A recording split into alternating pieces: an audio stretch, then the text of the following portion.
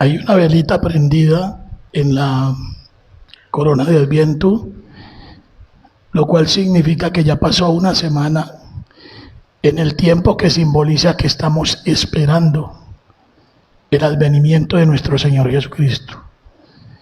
Todos los devocionales que estoy enviando a sus correos o a su WhatsApp tienen que ver con reflexiones sobre la encarnación de Cristo. De manera que tienen material para pensar y para meditar durante este tiempo de espera, de celebración de la Navidad. Nosotros no esperamos el baile de la Nochebuena, ni el baile del 31, ni la borrachera, ni el derroche, ni el jolgorio, ni el desorden. Nosotros celebramos con gratitud, con reflexión, con oración, con actos de bondad hacia los demás, con alegría, con gozo, porque no hay mayor regalo, nos dijo el hermano John, que Dios nos haya dado que su Hijo Santo. Hay que celebrar Navidad. Me alegra que todas las familias estén ahí colgaditas en el árbol, que el árbol es una costumbre pagana. Eso no nos debe mortificar. Nosotros no estamos adorando ese árbol. Eso es un símbolo. Lo aprovechamos para que las familias de la iglesia sepan que somos una familia. Qué bueno que están ahí las fotos y qué bueno que están los nombres de todos los miembros de las familias. Yo quiero felicitar al grupo que decoró la iglesia. Quiero decirles que estoy muy agradecido y que en el nombre del Señor pido una bendición especial para ellas, porque realmente se han esforzado para que la iglesia tenga un ambiente de celebración. Ellas son Zaida Pinzón, Bellanida Hernández, la señora Marcela Parrado, Beatriz Espinosa, Nidia Boyacá, Gloria Isabel Peña. Y claro, ya el domingo pasado reconocimos a Nelly como la decoradora de Adviento. Todo lo verde que hay aquí es porque Nelly lo hizo. Nicolás, es hora de prender la segunda semana. No sé si la tos me va a dejar hoy. Hay un ardorcito ahí cuando comienzo a hablar. Pero como siempre el Señor hará el milagro que pueda compartir con ustedes la palabra.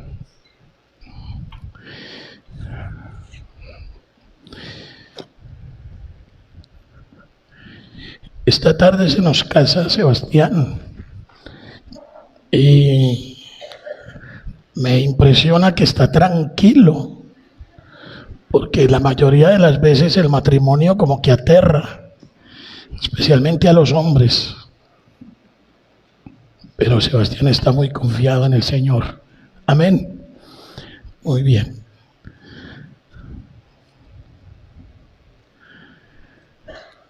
Estamos hablando en estos días acerca de la palabra de Dios. Y estuvimos el domingo pasado en el Salmo 119.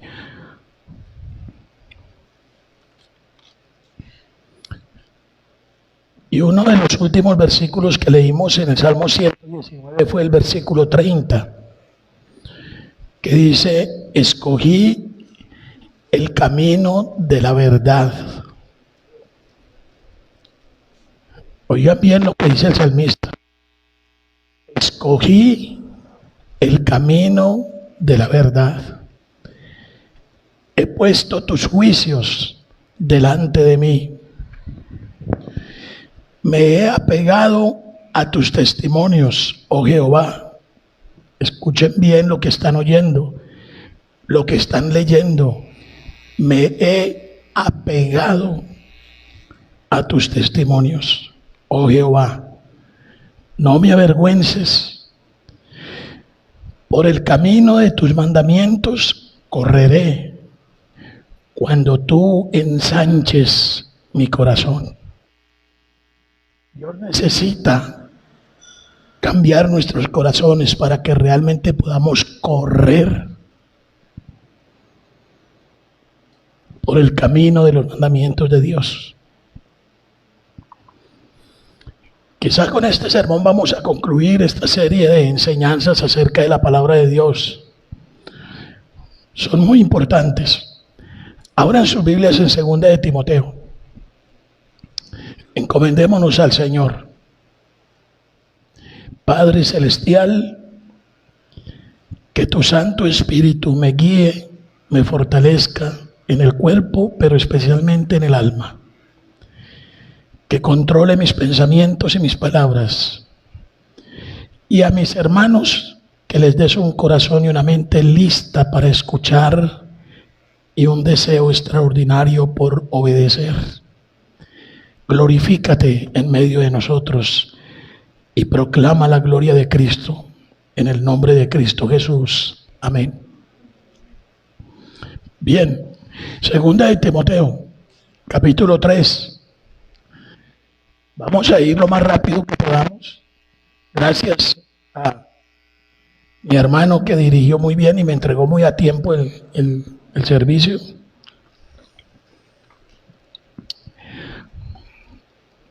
Quien no me puso el estándar altico voy a salir con dolor de la espalda aquí me agachando, mentiras. Capítulo 3. Pongan los ojos en el versículo 10. Miren lo que Pablo le está diciendo a Timoteo.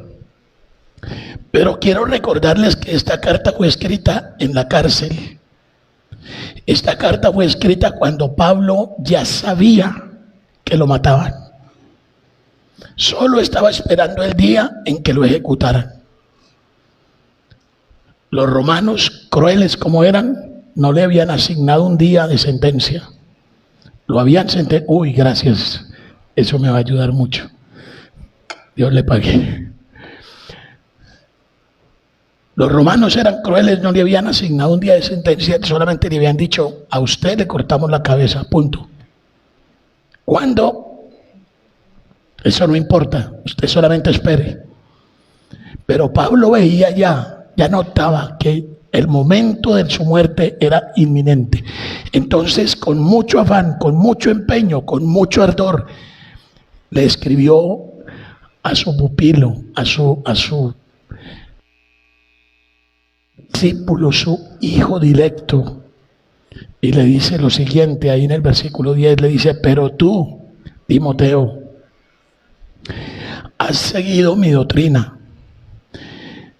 Yo quiero que ustedes noten que el apóstol le dice, tú has seguido mi doctrina, no cualquier otra cosa.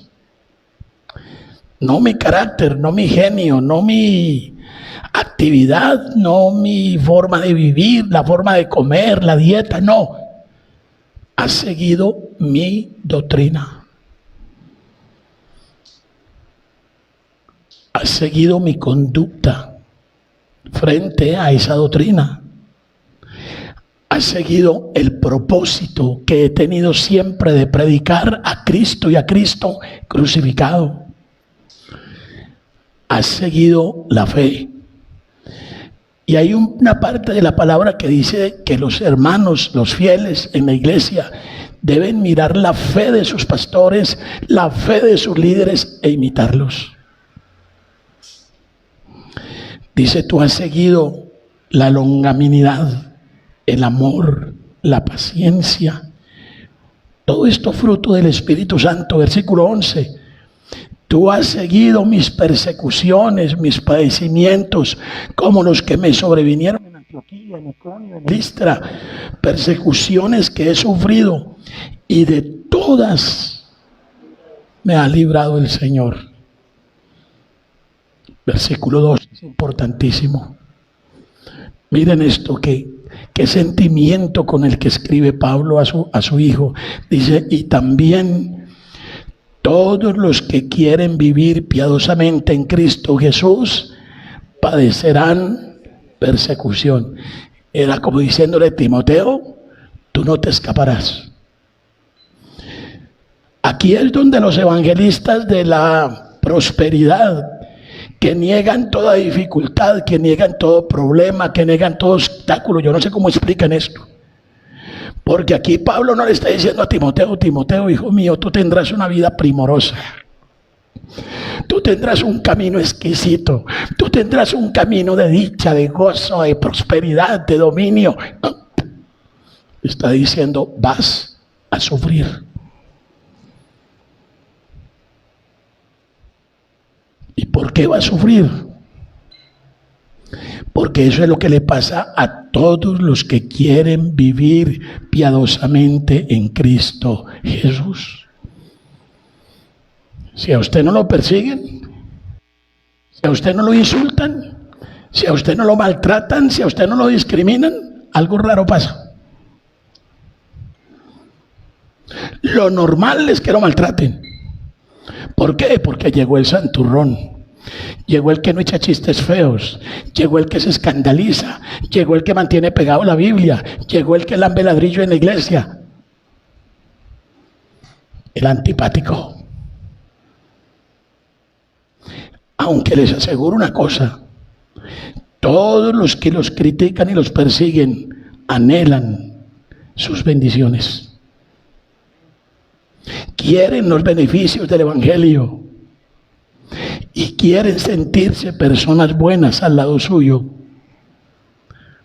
pero no lo logran, porque sin el Espíritu del Señor eso es imposible.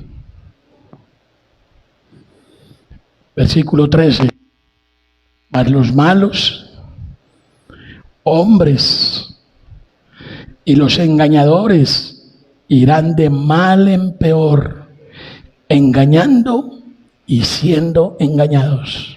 Oigan eso. Todo en la vida se paga. La ley de la retribución es una ley bíblica. Lo que usted siembre, eso cosecha. Si usted roba, a usted lo roban. Si usted defrauda, a usted lo defraudan. Si usted traiciona, a usted lo traicionan. Por eso la regla de oro dice: no hagas a los demás lo que no quieres que te hagan a ti. Pero la ley de la retribución existe. Los malos irán de mal en peor, engañando y siendo engañados. ¿Ustedes se acuerdan que Jacob se creía muy inteligente, muy astuto, muy sagaz para los negocios? ¿Se acuerdan? Estafó a su hermano Esaú y le compró por un plato de lentejas la primogenitura, que era una cosa muy grande en aquella época. Y todavía, porque era la bendición de Dios, la condición de hijo mayor, aunque Dios había dicho: el mayor servirá al menor. Pero ¿qué le pasó a Jacob? Resultó uno más vivo que él, su tío Labán. Y lo engañó duro. Y le sacó el jugo durante 40 años. Y cuando él le pidió a la Raquelita querida, linda, hermosa, él le metió a Lea. El engañador, engañado. Hoy vamos a tener un matrimonio. Y más adelantico, el año entrante, muy pronto, otro. Y vamos así, tenemos aquí muchas parejas de esposos. Si usted le miente a su esposa, a usted le van a mentir. Si la esposa le miente al esposo, a ella le van a mentir. Si ella es desleal, a ella le serán desleal. Si él es desleal, a él le serán desleal. Todo se paga en esta vida. Y claro, en la otra, terrible por la eternidad. La incredulidad y el rechazo a la palabra de Dios. Versículo 14. El consejo de Pablo a Timoteo: pero persiste. Me encanta la palabra. Persiste tú en lo que has aprendido y te persuadiste sabiendo de quién has aprendido. Versículo 15. Y que desde la niñez has sabido las sagradas escrituras, las cuales te pueden hacer sabio para la salvación por la fe que es en Cristo Jesús. Una preguntita. ¿Cuántos de los que están aquí pueden decir, como Pablo está diciendo aquí, a un niño, a un joven, desde la niñez, has sabido las escrituras? Aquí yo estoy viendo unas caras de niñetas y de pronto de niñitos, no tanto de niñitos, pero de niñetas que llegaron a la iglesia chiquiticas, bebecitas, y están conociendo la escritura desde que entraron a esta iglesia. Has conocido las escrituras desde la niñez, las cuales, óigame, jovencitas y jovencitos, las cuales te pueden hacer sabio para la salvación por la fe que es en Cristo Jesús. Solo las escrituras. Yo le pregunto a esas jovencitas y a esos jovencitos que me están escuchando hoy, ¿cuánto aman la escritura? ¿Cuánto la desean? ¿Cuánto tiempo le invierten? A mí me da risa con los universitarios, que casi todos ellos cuando llegan a la universidad se olvidan de la iglesia. No hay tiempo, pastor, tengo parciales. Pastor, tengo un profesor que es un gorila completo, no nos deja dormir. Eso es mentira. Porque te veo paseando con el novio, vas al cine, tienes Netflix y otras cositas para las cuales no te queda grande la universidad. Pero para la palabra de Dios no hay tiempo. Y eso le sucede también a los adultos. Tienen tiempo para todo, pero para la palabra de Dios no. Pero las que les dan la salvación, las que los pueden llevar a una seguridad absoluta y total para la eternidad, es la Escritura. Solo la Escritura y nada más que la Escritura. Por eso cuando ustedes coquetean con el Evangelio de la prosperidad, quieren tener mensajes positivos que los animen, que los empujen a vivir la vida y a superar los problemas, es un golpe duro para mi corazón de pastor. Porque si Cristo, su palabra, no llena su vida y no la potencializa, algo está pasando en su vida. Persiste. Persiste en lo que aprendes. Persiste y persuádete cada día más. Reformado, siempre reformándose. Versículo 16. Toda la Escritura es inspirada por Dios y útil para enseñar, para redarguir, para corregir, para instruir en justicia. En otras palabras, Pablo le está diciendo a Timoteo, la Escritura es suficiente. La Biblia es suficiente. ¿Qué fue lo que leyó el hermano Norgan? El hermano Norgan nos leyó el versículo en Hebreos que dice que la palabra de Dios es como una espada de dos filos. Ustedes saben que las espadas romanas se caracterizaban por ser de dos filos. Ellos mataban gente solo haciendo así. Y añade el versículo y dice que es una espada que penetra hasta el alma, que destroza los huesos, los tuétanos, las coyunturas. Óigame bien, y que discierne los pensamientos y las intenciones de su corazón. Usted, si quiere saber si la palabra de Dios está haciendo efecto en su vida, debe sentirse desnudo ante la palabra. Dios te conoce como tú eres. La palabra te habla para quitarte las apariencias en que vive.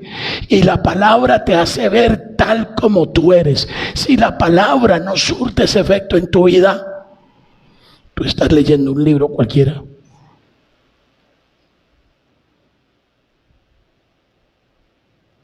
Toda la escritura, toda es inspirada, es soplada por Dios, sale del aliento de la boca de Dios y es útil para enseñar. Hermano, no use ninguna otra cosa para enseñar, solo la Biblia.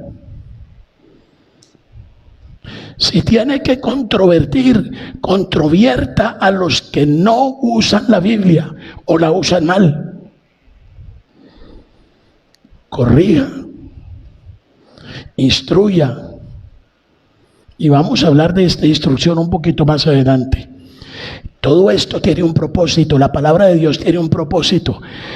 Versículo 17, a fin de que el hombre de Dios, a fin de que la mujer de Dios sea perfecta, o el hombre de Dios sea perfecto, es decir, maduro, enteramente equipado para toda buena obra. ¿Sabe lo que lo equipa a usted para hacer de buenas obras? La palabra de Dios. No son sus ideas, no son sus sentimientos, no son sus planes. Es la palabra de Dios la que lo capacita, la que lo equipa para toda obra buena. Recuerden que la palabra es Cristo, o mejor, Cristo es la palabra hecha carne. El único que te puede capacitar para toda buena obra es Cristo. Y la herramienta de Dios, la herramienta del Padre es la palabra. Usted no progresa, usted no cambia, usted no sale de esos atolladeros. La única respuesta, hermano, no se lo digo yo, se lo dice quien quiera que usted quiera consultar. Si usted no sale de sus atolladeros, significa que usted no ha entendido el poder, la eficacia de la palabra, la suficiencia de la palabra. Más adelantico, en el capítulo 4, Pablo le dice a Timoteo: te encarezco delante de Dios y del Señor Jesucristo. Es decir, está diciendo, pongo a Dios y a Jesucristo por testigo para decirte lo que te voy a decir enseguida. Es sumamente grave lo que te voy a decir. Dice, te encarezco delante de Dios y del Señor Jesucristo, que juzgará a los vivos y a los muertos en su manifestación y en su reino. Versículo 2. Que prediques la palabra.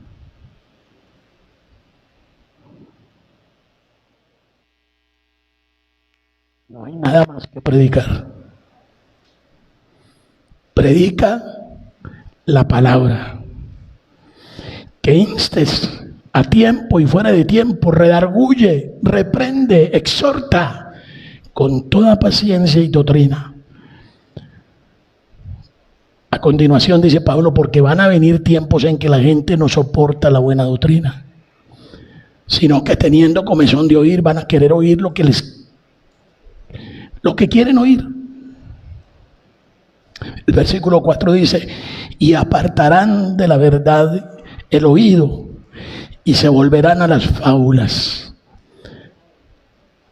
Versículo 5, pero tú, sé sobrio, mantén en todo tu juicio, en todo, soporta las aflicciones, haz obra de evangelista, y cumple tu ministerio. Cristiano, estás llamado a sufrir. Cristiano, estás llamado a identificarte con Cristo en el sufrimiento. La vida de Cristo no fue un camino de rosas. La vida de Cristo no fue un camino de éxito. La vida de Cristo no fue un camino de reconocimiento humano, religioso. No fue un hombre de fama. Sí, muchos lo seguían porque su fama era impresionante, pero en realidad lo que primó en la vida de Cristo fue la pobreza, la necesidad, la negación, la controversia, la oposición, la persecución. Desde chiquitico lo querían matar. Desplazado. ¿Qué hice para Egipto unos años?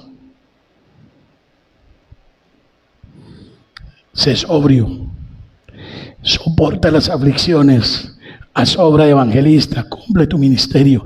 Esto es para mí, esto es lo que el Señor me dice a mí como pastor, esto es lo que el Señor le dice a Nico, que quiere ser pastor.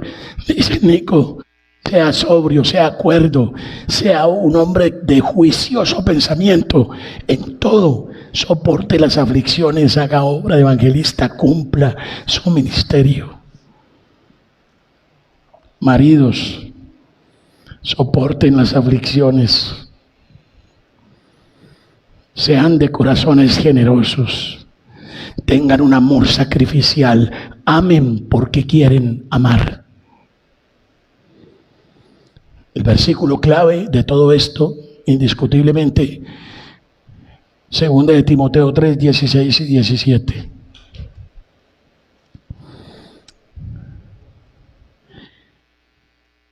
Vayan al Evangelio de San Juan, capítulo 10.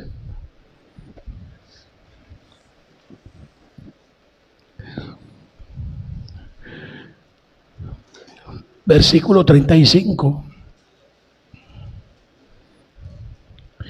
Miran la última parte del versículo.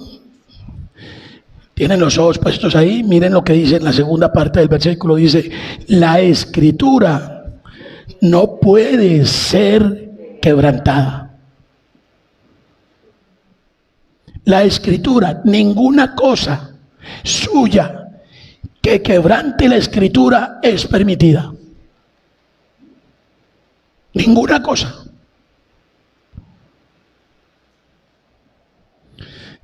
En Mateo 24, capítulo 35. Mateo 24, capítulo 35. Ayúdenme a leer. Ayuden un poquito mi voz. Mateo 24, 35. En el Nuevo Testamento, antes de San Juan. Mateo 24, 35. Vamos todos. El cielo y la tierra pasarán, pero mis palabras no pasarán.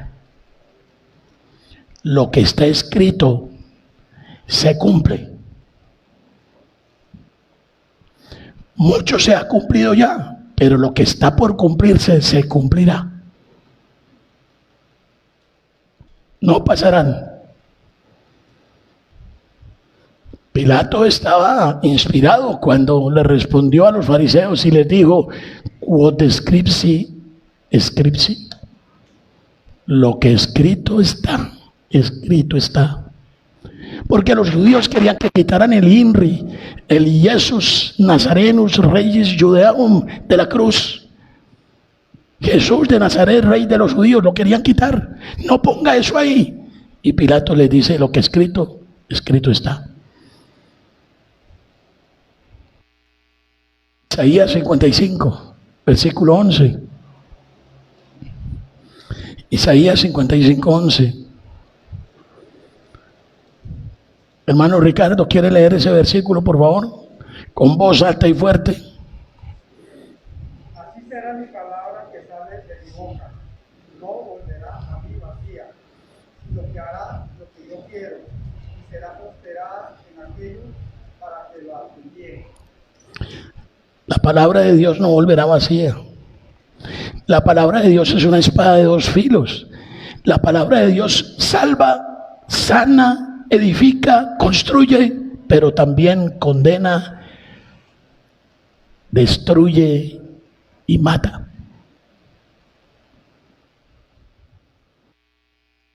Mi querido hermano, mi querido amigo, usted está aquí hoy escuchando para dos cosas posibles.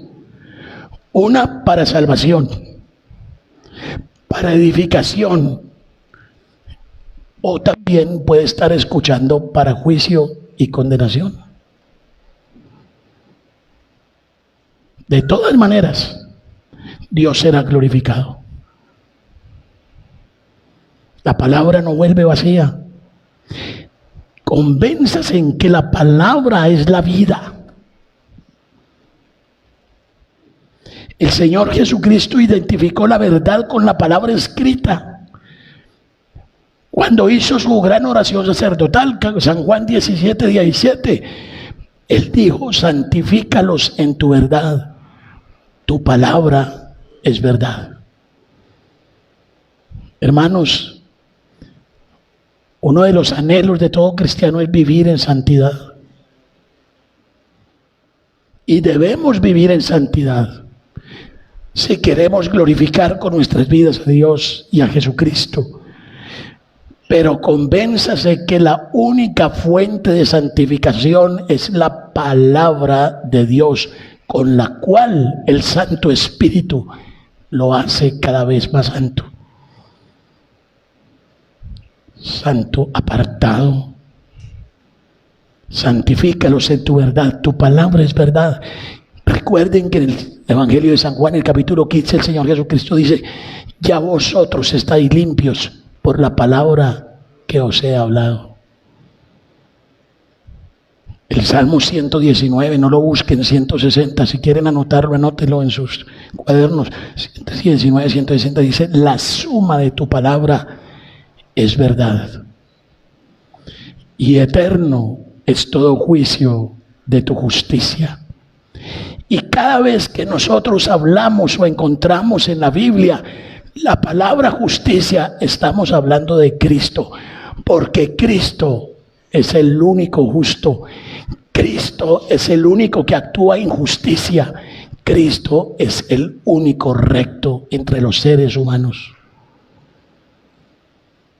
En realidad, la Biblia es la única fuente de fundación, de cimiento de la verdad.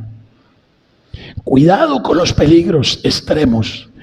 No se vayan a los extremos. Cuidado con los libros, cuidado con los comentarios, cuidado con los predicadores famosos, cuidado con los hermanos súper espirituales que a veces asumen la posición de Dios y dan sus juicios y sus sentencias. La palabra, la palabra, la palabra. Primera de Corintios 3:11. Le voy a rogar el favor al otro Ricardo Vanegas que lea ese versículo. Primera de Corintios 3:11. Porque nadie puede poner otro fundamento que está puesto, el cual es Jesucristo. ¿Y quién es Jesucristo? La palabra hecha carne. No puede haber otro fundamento. No lo hay. Vamos a Efesios capítulo 2.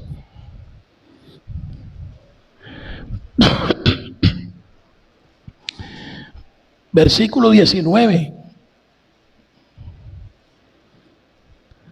Así que ya no sois extranjeros ni advenedizos, sino conciudadanos de los santos y miembros de la familia de Dios. Porque son eso, porque son la familia de Dios. Pablo nos dice lo siguiente, versículo 20. Edificaos sobre el fundamento de los apóstoles y profetas, siendo la principal piedra del ángulo Jesucristo mismo.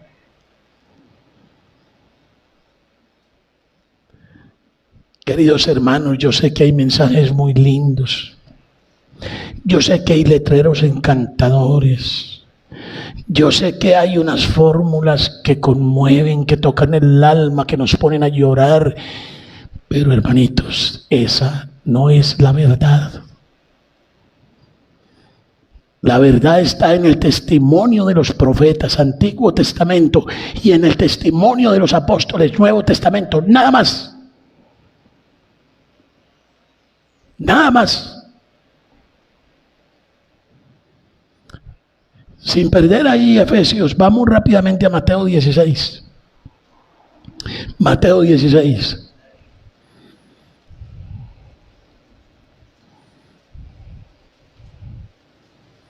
Pongan los ojos en el versículo 15. Hermano Rubén, si puede leer el 15, por favor. Mateo 16, 15.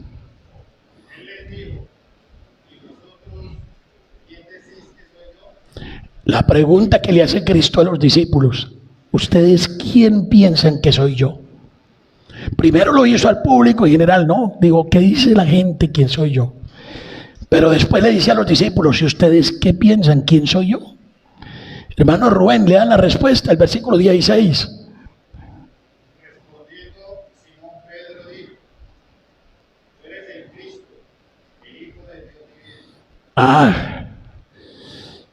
Y en el versículo 17 dice el Señor: entonces le respondió Jesús: bienaventurado eres Simón, hijo de Jonás, porque no te lo reveló carne ni sangre, no te lo reveló un ser humano, ningún hombre, sino mi Padre que está en los cielos. La revelación, mis queridos hermanos, deben recibirla del Padre por medio de la Biblia, no de fulano, ni de mengano, ni de perencejo, sino del Padre. Pero solo podrán oír al Padre si aprenden a extraer los tesoros de la revelación de las Sagradas Escrituras. Hermano, debería ser un anhelo suyo aprender a manejar la Biblia, a interpretarla. Nosotros somos de la Reforma. ¿Sabe el gran logro de la Reforma cuál fue? Que mientras el Papa decía que los únicos autorizados para interpretar la Biblia eran los obispos y los curas, la Reforma dijo: cualquier cristiano que tenga el Espíritu de Dios puede interpretar la Biblia.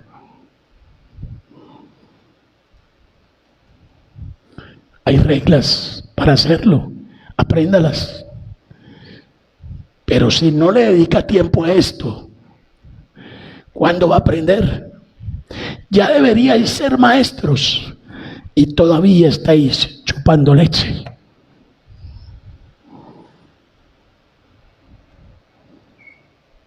La palabra. Esta porción de Mateo, la cosa importante es el versículo 18 en Mateo.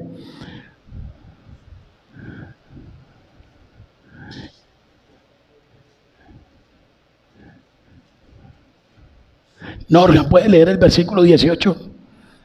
¿Puede leerlo? Mateo 16, 18.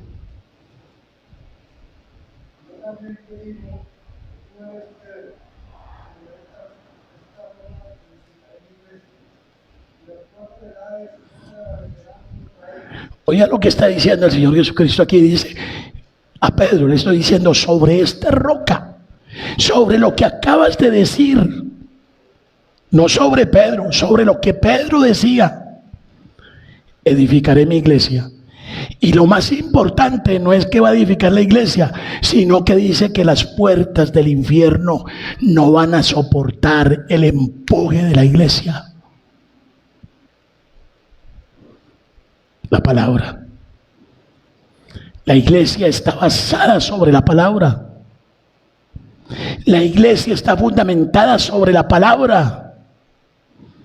La iglesia será vencedora siempre mientras transite por esta tierra. Nos pueden matar, nos pueden meter a la cárcel, nos pueden desplazar, pero la palabra no la matan, la palabra no la desplazan, la palabra no la meten a la cárcel.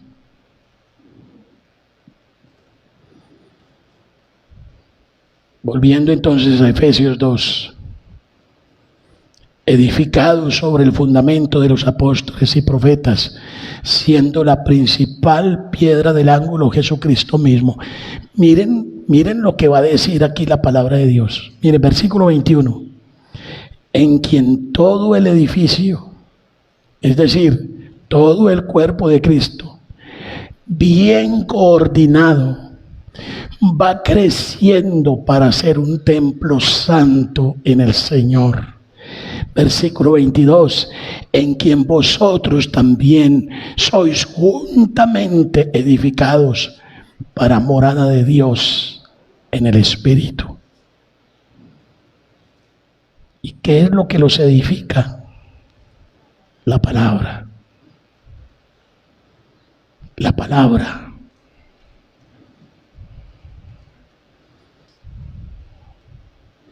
Cuando yo les hablo de la palabra, les estoy hablando de Cristo. Cuando yo les hablo de la palabra, todos estos sermones del mes pasado solo son hablando de Cristo. Hermanos, la fe, el evangelio no es otra cosa que Cristo. Cristo hecho carne, la obra de Cristo, el pacto de gracia, el pacto eterno de la Trinidad, para tu beneficio y para el mío. Si no depositas la fe en eso, como te decían hoy, si no crees de todo corazón la obra de Cristo, el pacto de gracia del Padre, del Hijo y del Espíritu Santo para tu salvación, no entrarás en el reino de los cielos. No entrarás. Si todavía confías en la superación personal, si todavía crees que tú te puedes reformar, si tú todavía confías en tus emociones, si tú todavía confías en tus sentimientos, si tú todavía confías en tus pensamientos, estás perdido o perdida. No has adquirido la mente de Cristo y no estás aprendiendo a pensar como Dios piensa. Y para aprender a pensar como Dios piensa, necesitamos saturarnos de su palabra. Porque de la abundancia del corazón habla la boca. Y no es lo externo lo que tienes que cambiar, es lo interno. Es tu corazón. Tu pecado externo radica en la rebelión de tu corazón. Es tu orgullo, es tu egoísmo, es tu presunción, tu prepotencia. Yo soy. El único yo soy es Dios. El único. Tú no eres nada. Yo no soy nada. Y sin Dios es imposible cualquier cosa. Hermanos, que el Señor nos dé la gracia de amar su palabra,